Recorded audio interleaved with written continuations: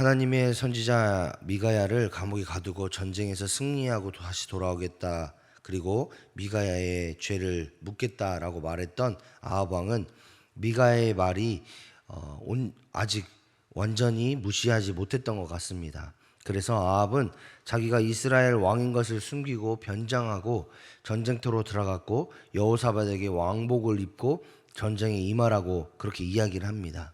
이는 자기만 적군의 집중 공격 대상이 되지 않으려는 비겁한 행동이었고, 혹은 설령 미가야의 말이 이루어짐으로 인해서 자신이 죽지 않으려는 그런 어떤 일종의 계략, 혹은 겉모술수와 같은 그런 모습일 수 있겠지요.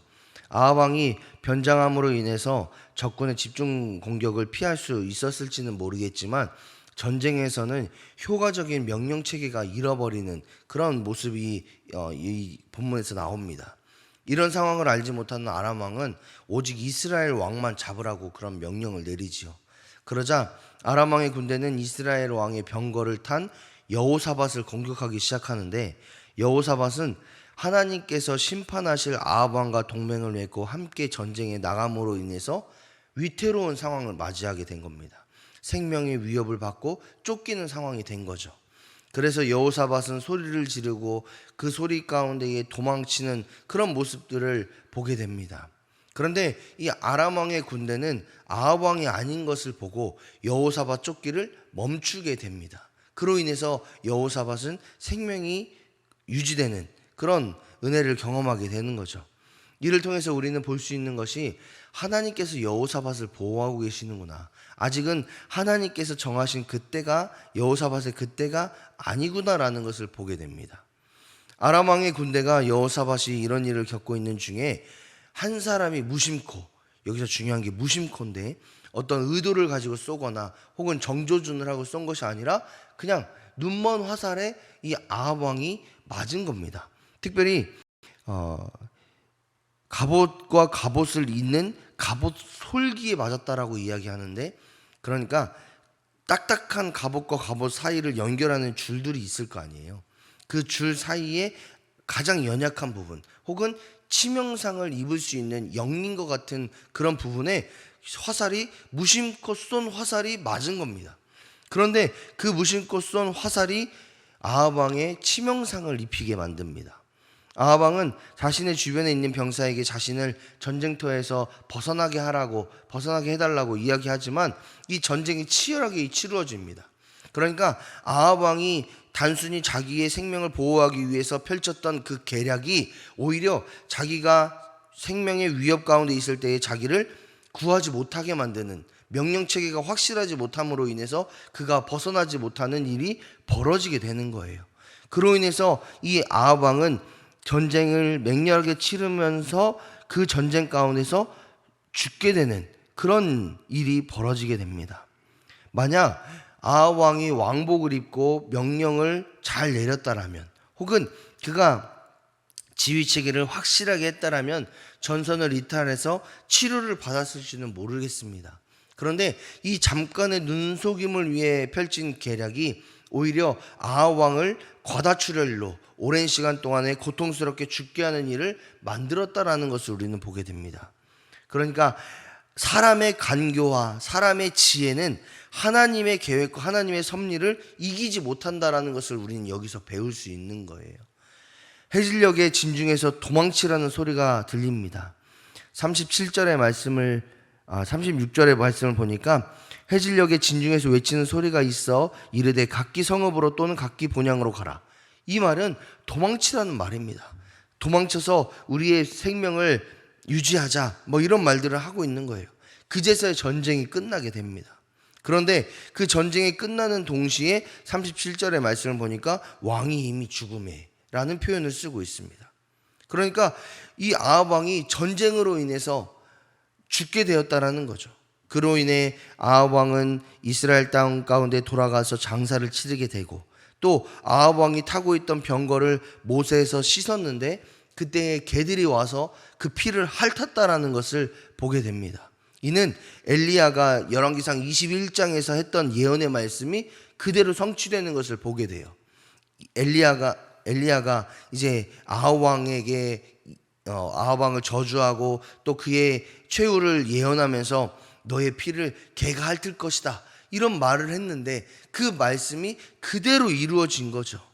또한 창기들이 목욕하는 곳에서 병거를 씻었다는 말은 우상 숭배했던 아합 왕의 최후가 그렇게 좋지 않았다라는 말, 즉 창기들이 보잘것없고 하찮게 여겼던 그녀들이 목욕했던 그곳에서 그 병거가 닦아지는 것을 통해서 아합 왕의 권위가 저 밑바닥으로 떨어졌다.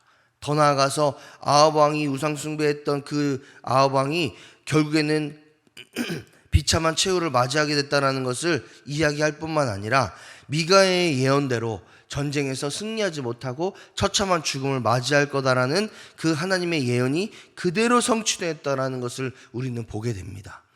그리고 그의 뒤를 이어서 그의 아들 아하시야가 북이스라엘의 왕이 되는데, 이 아하시야 역시도 2년의 통치 기간 후에 정말 비참하게 이스라엘 왕에서 쫓겨나는 그런 모습을 또한 보게 됩니다.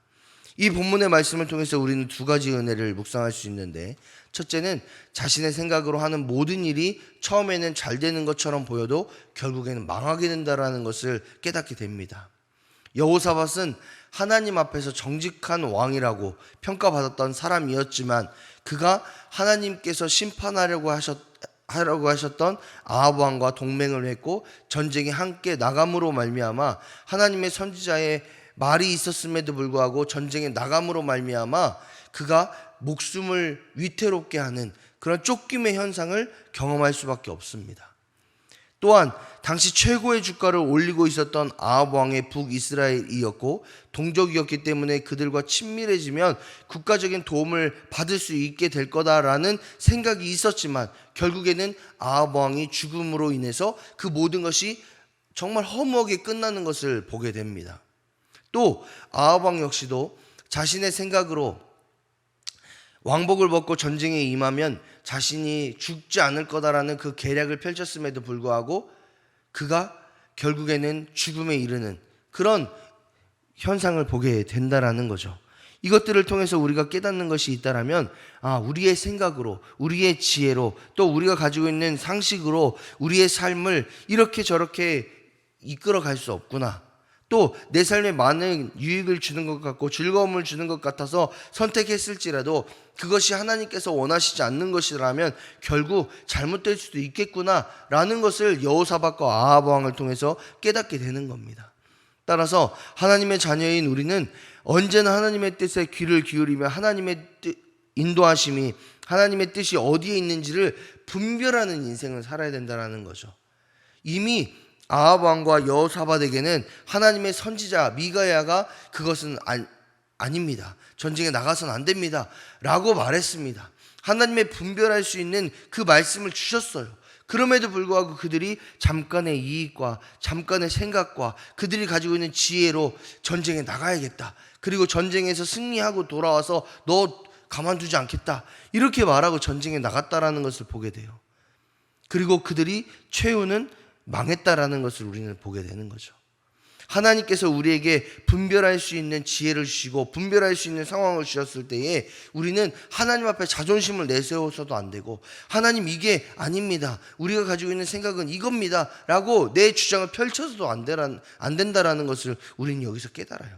하나님 말씀하시면, 하나님이 이끄시면, 하나님의 섭리와 계획이 이거다라고 말씀하시면 아멘, 내가 그렇게 하겠습니다 라고 순종하는 모습으로 살아야 되고, 하나님 내 생각은 이런데 왜 이렇게 말씀하시는지 내가 깨닫는 지혜를 주십시오. 내가 연약해서 하나님의 말씀을, 하나님의 지혜를 알지 못합니다. 하나님 나에게 깨닫는 지혜를 주십시오. 기도해야 되고, 하나님 내가 미련하여서 하나님 순종하지 못하고 자꾸 고집이 올라오는데 하나님 내 고집을 꺾어주십시오. 하나님의 뜻대로 인도해 주십시오 라고 기도할 줄 알아야 돼요. 그래서 우리의 삶 가운데에 하나님의 뜻이 이루어지도록, 하나님의 섭리와 하나님의 역사가 이루어지도록 기도하는 것이 우리들의 삶의 모습이다라는 것을 오늘 본문을 통해서 깨닫습니다. 그러니까 우리의 삶은 날마다 하나님의 뜻과 하나님의 인도하심과 하나님의 거룩하신 섭리 안에 발견되어질 수 있도록 날마다 기도하시고 하나님께 분별력을 구하시고 하나님의 순종하는 마음을 구하셔야 될 줄 믿습니다. 두 번째로는 하나님의 말씀은 신실하게 이루어진다라는 것을 깨닫게 됩니다. 엘리야의 예언대로 아합 왕의 피가 개가 핥아지는 그런 예언, 미가의 예언대로 아합 왕이 전쟁에서 패배하게 될 것이, 그 모든 것이 이루어졌다라는 것을 봅니다. 하나님은 자신이 말한 모든 예언의 말씀을 성실하게 이루실 뿐만 아니라 그것을 통해 살아계시고 역사하신 하나님에 대해서 분명하게 보여주시고 계시다라는 겁니다. 따라서 우리는 그 하나님을 언제나 경외해야 합니다. 성경은 언제나 하나님을 두렵고 떨리는 마음으로 섬기라고 말합니다. 이는 두렵고 무서운 대상으로 하나님을 보라는 말이 아니라 하나님의 말씀의 무게가 무겁고 겸손하게 하나님의 말씀에 순종하라는 의미를 갖습니다. 그리고 우리의 삶을 선하게 인도하실 그 하나님을 기대하고 소망하는 마음으로 살라는 말씀이기도 합니다. 하나님의 말씀은 1.1핵도 거짓이 없고 또 우리의 삶 가운데에 이루어진다라는 그 진리가 혹은 그 지혜가 우리들의 마음 가운데 있음으로 인해서 하나님의 말씀을 날마다 내 삶 가운데 적용하고 하나님의 말씀이 내 삶 가운데 이루어질 것을 소망하며 하나님이 우리의 삶을 어떻게 인도하실지 또 어떻게 축복하실지를 기대하는 인생이 되어야 될 줄 믿습니다. 그리고 그 방향성은 하나님의 계시인 말씀에 그대로 적혀 있다라는 것을 우리는 늘 기억하면서 하나님의 말씀을 읽으셔야 됩니다.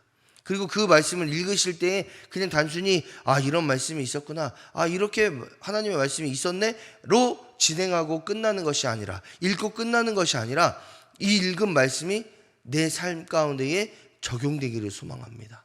주님, 이렇게 여호사밧과 아합 왕을 통해서 나에게 깨닫게 하셨는데 내가 내 삶이 변화되어 하나님의 신실한 약속을 바라보며 의지하며 살겠습니다. 내 삶 가운데 하나님 역사해 주십시오. 이렇게 기도하셔야 돼요. 성경은 하나님의 백성, 하나님의 자녀인 우리에게 축복하시겠다라고 했지 저주하거나 우리의 삶을 낙담케 하시겠다라고 말씀하지 않으셨습니다.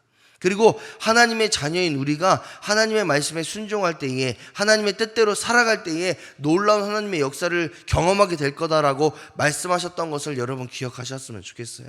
그래서 우리가 하나님을 경외하고 하나님 중심으로 살아가고 주님의 말씀을 신뢰하고 그 말씀대로 순종하는 삶을 살아갈 때에 하나님은 반드시 우리를 축복하신다라는 것을 기억하시면서 그 예언의 말씀, 신실하신 하나님의 말씀이 우리의 삶 가운데에 이루어지기를 소망하며 그 말씀 가운데에 날마다 순종하며 살아가는 저와 여러분의 삶이 되시기를 주님의 이름으로 축복합니다.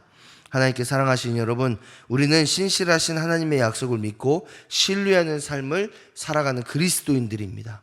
우리는 잠깐의 유혹과 이익에 흔들려서 신앙을 버리는 어리석은 태도로 삶을 살아가는 것이 아니라 우리의 삶에 신실하게 역사하시고 인도하시는 하나님만 의지하고 그 하나님만 신뢰하는 삶을 살아야 될 줄 믿습니다. 더욱이 하나님의 말씀을 의지하며 그 말씀을 신뢰하며 참 그리스도인의 삶을 살아가는 저와 여러분, 그래서 하나님의 축복을 받고 이 약속의 말씀대로 우리의 삶 가운데 역사하시고 인도하시는 하나님을 경험하고 그 하나님을 찬양하고 감사하고 간증하는 그런 삶이 저와 여러분의 삶이 되시기를 주님의 이름으로 축복합니다.